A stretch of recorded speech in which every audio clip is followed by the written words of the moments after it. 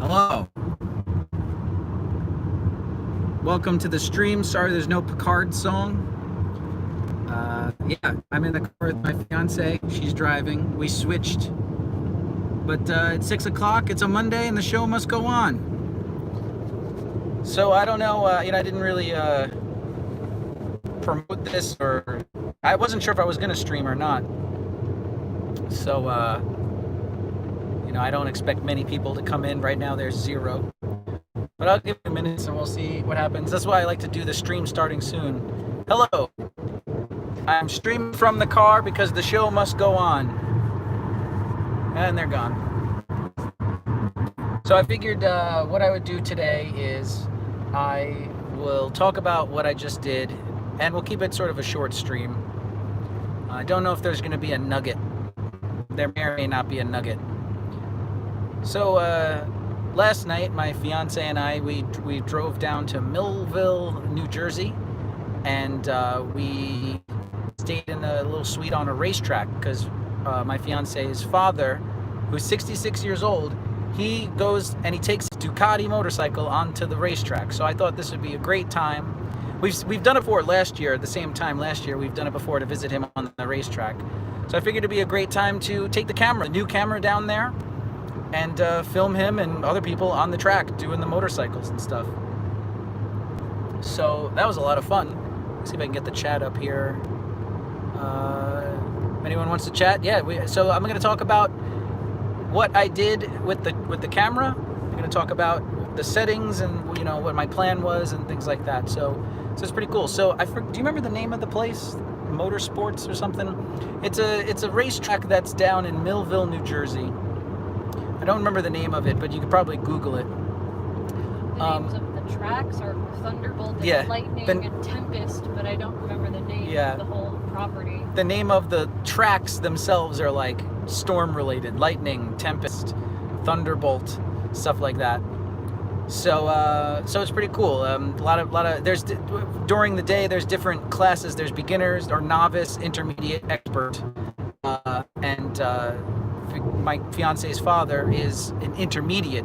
Even though he technically is an expert, he's been riding motorcycles for probably 40 years or more.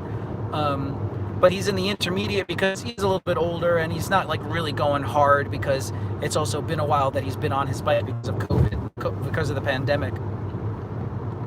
So so we would go down to the track. He'd have his tent set up and back out, and basically I had the C200, the tripod, and it was pretty cool. So what they do too is they have photographers who work at this track, and it's just photographers though, and they sort of set up in different areas. They roam around, and I wasn't sure like what the deal was or whether or not I could do what I was doing, because it's a pretty legit camera that I'm taking to this motorcycle track. And I don't really want to call attention to myself, but it's a big camera, so it calls attention to itself. But so it's pretty cool. I've never shot a legit motorcycle, people on like motorcycles before, and I'm talking like they're leaning into the turns. I think her father was going something around 140 miles an hour at a few times. New Jersey Motorsports Park, Thunderbolt Raceway, says my mom. SYK, the photographer, says, how do you become a good cinematographer? Well, that's a very loaded question. How do you become a good cinematographer? I would say you become a good cinematographer by listening to the director, trying to understand what the director wants, and turning the words that they say into an image, talking about it, describing it, maybe even writing it down, doing a little frame, like a little storyboard, and like, is this something like this? I'm thinking something like this. Being a good cinematographer is really more about talking to the director and getting a sense of, trying to like make them happy and trying to like understand what it is they want to do. That's cinematography. Obviously, you need to know how to like work a camera. You need to know how to like you know, maybe operate the camera on a tripod and stuff like that. But really it's more about, you know, a director would be like, okay, so in this scene, she just got home from, the character just got home from having a fight with her boyfriend. So she sits down on the couch and she starts crying. Okay, cool. That's the scene. All right. Now notice, director said nothing about shots, nothing about camera angles, nothing about the edit. So a lot of the times the cinematographer has to deal with the editing of it in his brain and try to give the editor enough pieces to put together into a list. So the director says she comes home from fighting with the boyfriend, she sits down on the couch and she sobs. Okay, so there's many ways you can do that. You can do it in one take, maybe on Steadicam. We start at the door, we're inside the house, we start at the door, maybe medium shot, the door bursts open. As she's walking towards us and towards the couch, we are backing up on Steadicam and getting to the couch, and we just keep it one solid shot. Maybe we could do that. Or you can do wide shot of the apartment. The door bursts open, cut to a close-up of her, you know, or the door bursts open in a wide shot. She makes her way to the couch, camera's not moving, still wide. Then we move into a medium shot where she starts to cry, and then maybe we go into a tighter close-up shot. So that's 3 setups. You got to move the tripod around 3 times. So it's really just like, how would you want to do it? How do you want to do it? The director just said, didn't give you like, I was thinking wide shot here, I was thinking medium shot here. All the director cares about is what's on the script and what's in the story and what the performance of the actor is. The directors sometimes might not even have like a visual mind. They just care about performance. They just care about making sure the actor is crying and like working them into that sort of state.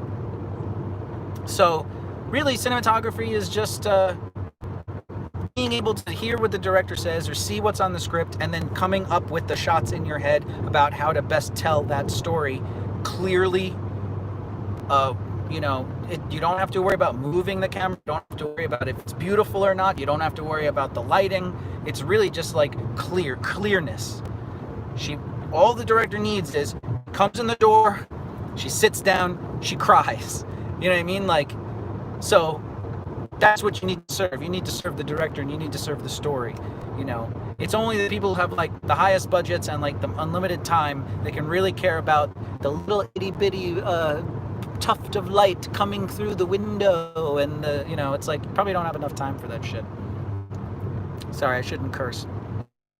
Anyway, so I'm going to continue talking about the story. So my fiance's father rides motorcycle. It wasn't really a race. It was more just a bunch of enthusiasts of different different expertise levels going out onto the track and going around. A lot of people were crashing. I didn't see any, but every you know, almost every time a heat would go out, there'd be a red flag and someone, and then you know, either the ambulance had to come out to see if they were okay, or you know, the wagon had to come up to pick up the wrecked bike. So that's crazy. So the hardest part for me, now I'm doing this for free, I'm just doing it for myself, you know, just to get some shots for the reel and just maybe some stock footage. You could sell some stock footage. So the hardest part is that since I'm just like a nobody and I don't know the people who work there, there's a chain link fence. There's like a lot of grass, then there's a chain link fence, then there's more grass, maybe another like 20 feet of grass, then there's the guardrail. So it's hard to get like close to the track. The professional photographers who work there, I only saw one. They have like a iridescent vest, like a big like orange vest that like, you know, is shiny. They have a pass that gets them on the other side of the chain link fence. They can get right up to the guardrail, so they can get like really good shots. So the biggest challenge for me was trying to figure out where to go to get a good angle. So the first thing I did when we got into the middle of the track, because that's where everyone's set up in a big parking lot. First thing I did was I had my skateboard with me. I just kind of scoped out the perimeter on my skateboard and just trying to see if there's any good angles from inside the track. And the only really good spot was that there's a big bridge that goes over the road, the track, so that you can come in and out of the inside of the loop. And a lot of people do congregate up on top of that bridge. So I figured maybe that'll be the first spot. So it was my fiance's father's time to take his motorcycle. He had a Ducati, go into the track, start going around. So I took my camera on the tripod. I had the C200. Oh, another thing was I knew I was going to need a long lens, so I borrowed my business partner's lens. It is a 70 to 300 millimeter zoom lens. It's like a 4.3 point. No, it's a f4 to f. So I knew I had a decent amount of throw. I definitely had a pretty good zoom on there. And so first place I stocked. I set up shop on the bridge, and it was pretty good. The only thing is, it was like kind of high up, so it was like shooting down. And really what I want is that like nice, tight, almost close up, but like, just full frame of the motorcycle coming at you. And from up on the bridge, could never really get like full frame motorcycle. It was always, after that, I actually took my fiance's car, the car we're in right now, and I drove outside of the track. And there was as we were driving in, when we first came in, I saw a spot. The track, the motorcycle track, there's one part where it does almost a 180, like it comes down and it goes right back like this, and the kind of elevated. So there's a spot just as they're turned. It's called the bowl. That's where I ended up setting up. And at first, I was a little timid because I didn't want to get too close to the chain link fence. The bridge that I was on, like a lot of people would congregate up there and watch the grass, trying to get some good shots. And at first I just kind of, took maybe 5 feet away from the car, set up and just shot from there. And I got one good shot of her dad on the motorcycle coming around. Then I was like, well, no one's really bothering me. So then I walked right up to the fence.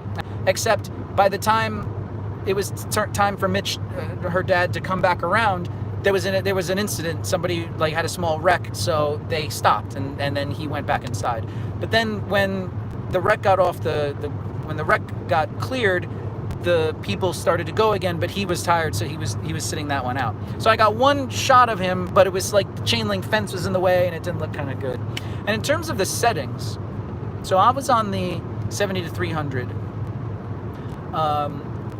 So settings. So the camera shoots in this RAW mode, but there's not a lot of, it's a very big file. So and plus the RAW mode doesn't do the slowest slow motion that the camera does. This is the Canon C200. So I knew I wanted to do like the slowest slow motion I could, and the slowest we could do is 120 frames per second at 24 frames per second playback. But it was only in HD. So the camera is a 4K camera, but in order to do, that many frames per second, it bumps it down to HD. So most of the footage I shot, I did shoot a few real-time shots, or I shoot a few shots in the RAW mode, the highest quality RAW setting, in 4K at 60 frames a second, and I could always slow that down. But I shot that at 4K. The highest quality I took today was 4K 60 frames per second, and the slowest slow-mo was 120 frames per second in 1080. So that's the settings that the camera I was on. In terms of the exposure settings, it was a very bright day, super bright out, so I was on at least an ND2, if not an ND4, which is either 2 stops or 4 stops. When you're that zoomed in, when you're that tight with a lens, no matter what f-stop you're at, the focus is always going to be very shallow because you're so far away. So, but that being said, I wanted to make sure that I had some depth, some as much depth of field as possible. So I tried to keep the lens around an f11. I don't like going much more past f11 in bright situations, like an f14, f16, or God forbid, an f22.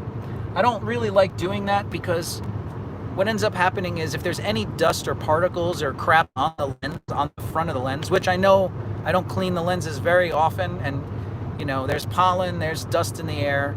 So even if I just cleaned it, if a tiny little bug decides to land on the lens or any kind of dirt or anything, at an f22, you're going to see that. Believe it or not, it's going to look like a little smudge in the frame, and it's going to be out of focus, and it's going to be a dark area that's like you can't really do anything about it. So at f11, not much more than f11 is kind of like the maximum f-stop I like to be at, because hey, if I had a monitor, if I had a big monitor, like a 20-inch screen hooked up next to me with a hood so I could see it in the sunlight,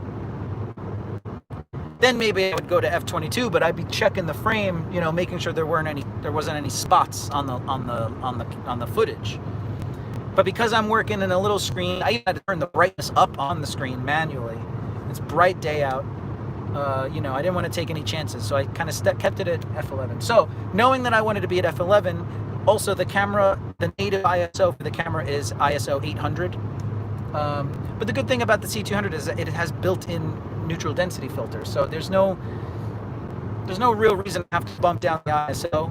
So I didn't have to. I was at f11, ISO 800. I was about, you know, either an ND2 or an ND4. And actually at first, the first shots of the day, I figured, well, I might as well put the shutter up fast. So I went down to like a 45-degree shutter, which if I had to guess, in 120 frames a second is probably like 1/600th of a second. If I had to guess, I don't know the math. But in 120 frames per second, I was doing a 45-degree shutter angle, which is very fast shutter speed. And I looked at the footage, I looked back at the footage, and it looked weird. It looked just strange, because even though I was panning with the cars as they went by, because the first shots I did were cars. It was on a separate track. Because the footage was so staccato and there was no motion blur, even though I was panning with the cars really quickly, it just looked really boring and really dull. And you know, because there's no motion blur. And also the wheels, the tires of the car, the wheels of the car, the rims, the way the shutter speed, because the shutter speed was going so fast, at times it looked like the wheels weren't even spinning, because the shutter speed was like synced up with the spinning of the car, and so it just looked like the tires weren't moving at all. So that was interesting, because my first instinct was like, oh, I'm doing slow-mo, I'm doing fast-moving stuff, I want to put up the shutter speed. But after looking at that footage, I realized, like, you know what? Not at all. So I bumped it back down to like 120 degrees because I didn't want to go 180. But I did stay on 180-degree shutter for most of the time. So if you're, you know, doing 120 frames per second, that's 1/240th of a second. But at a 180-degree shutter, when I was panning with the cars or panning with the motorcycles, there was a decent amount of motion blur on the background behind them. So they were solidly clear, but the background has like a lot of motion blur, and that actually was like much more desirable than like having a fast shutter speed in that situation. So it makes sense too, you know, whenever you see like an image of a motorcycle or an image of a car or something fast going by, they do what's called in photography a pan, which is exactly what you do in videography. You're on a tripod and you're literally moving the camera with the subject so that it stays pretty much in the same part of the frame. The thing is, with a photographer, you don't even need a tripod. You can just do it with your hands. You can just do it with your body, because it's one still image. So as long as you just kind of match up your body with the motion of the thing, the subject, you're okay. But when you're doing video, there's no way you're going to be still enough for 24 frames a second or 120 frames a second to be still a smooth shot. You'd need a tripod. So even though the technique is called a pan in terms of the motion blur, it doesn't necessarily indicate that you are using any kind of stabilization. Once again, if you're a photographer, you can just do it you can do it handheld pan. But if you're a videographer or a cinematographer, you're going to need a tripod. So those are basically my settings: f11, ISO 800, ND. You know, either a 2-stop or a 4-stop ND. It was pretty bright out. Occasionally, a cloud would go by, and I would have to iris up a bit. But and a shutter speed of a 180-degree shutter, maybe 120-degree. Yeah, and I'd say it looked good. And then the hardest part after that was just trying to locate her father in the track. You know, I did a lot of practice shots of strangers, like random people, and honestly, like the best like camera work for one of the strangers is probably the shot that would end up in the reel or end up in the stock footage if we end up selling the footage. Because every time I a random person was fine. I was like, oh, I'm going to do this next person and like lock in and like really be able to pan smooth. And I'm also pulling focus. You know, there's no autofocus in this type of situation.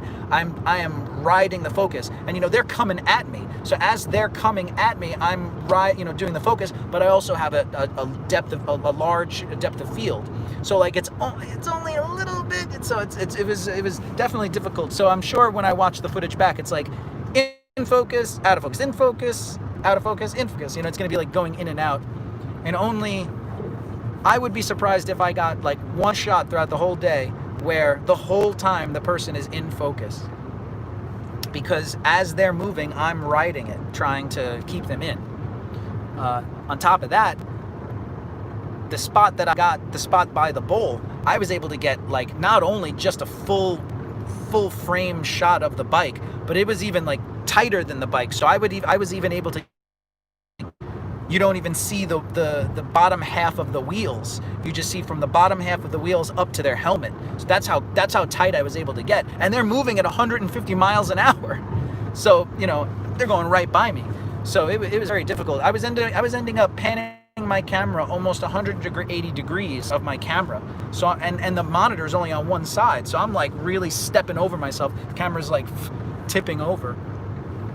It's definitely very challenging doing it with the setup I had. You know, like the pros have a completely different kind of camera. They have like, they're sitting in a chair. They have their two handles are down. They have one handle here for zoom and the other handle for focus. And they're moving this. It's almost like a gun. You know, it's like the scene in Star Wars where they're in the Millennium Falcon and he's shooting the TIE fighters. So like a pro, like NASCAR race, they have these like crazy ass cameras, and they have these crazy zoom lenses on it, and they're like, plus not only the camera's good, but like obviously the operators are insane as well. They've had probably, you know, years of experience doing just that all day, following the car all day, you know, being able to pull the focus, you know, perfectly. So it is a very specialized kind of camera operation, which I'm not that good at. I don't do very often, so it can be very, very difficult. But yeah, maybe in the next stream, maybe on Wednesday, we'll go through some of the footage and I'll show you guys, you know, some of the best shots. And so I also ended up talking to the photographer. So the photographer, as I was walking away, the photographer was like, "Hey," and I was like, "Oh God, I'm in trouble, aren't I?" And he was like, "Hey, what kind of camera is that? Is that a C500?" And I was like, "Nah, I wish. C200. C500 is like a $15,000 camera, probably more. C200 is like super nuts. All the accoutrements and everything, the memory cards, the battery, like the whole camera package, the case. We spent, I think, a little over $10,000 on that camera package. And the camera itself was probably like $6,000. The rest was like, you know, all the accoutrements. Maybe $6,500. I don't remember. But anyway, he's like, "Is that C500?" I was like, "No, that's like another $10,000." And he ended up talking to me. He's like, "Do you come to these often?" And it's like, it's a 2.5 hour drive for us.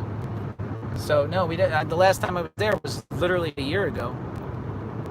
And he was just like, "Well, you come to the next one. I can get you a pass. You can come over on this side of the fence." So that would be cool. Maybe I don't know. I gave him my business card. Hopefully he emails me, and maybe the next time I can get some really crazy stuff. I think if we did do that, I would probably want to rent a different lens, like I don't know what, but I'd probably want to rent some other kind of lens. Because the lens that I borrowed from Cody is good, but it's not like the top of the line kind of lenses. The focus is hard. It's very like minute. On a bigger lens, it would be a little bit easier. Or maybe even like it's a lot of money, but renting a cinema lens would be awesome. One of those, even a servo cinema lens would be great for that. So yeah, so then after that thing, it was lunchtime. We went back to our room. It's cool. They had suites right above the racetrack. So that's where our room was. We went back there. We brought our own food. The restaurant was closed because of, I don't know why the restaurant was closed, but the restaurant was closed. But yeah, so then after lunch we went back. My fiance's sister showed up, and I did one more setup with the camera. This time there are some bleachers that overlook the racetrack, and there's like a bridge. The bridge that I was on, I was now on the ground, and I was like behind. So I was getting them come through the bridge. It was cool. They'd come at me, and then they'd make a left turn and start going away from me up over a hill. So I got some footage there too. And yeah, I did look at some of the footage. It looks good. I wish the camera did 240 frames a second. It only does 120 frames per second.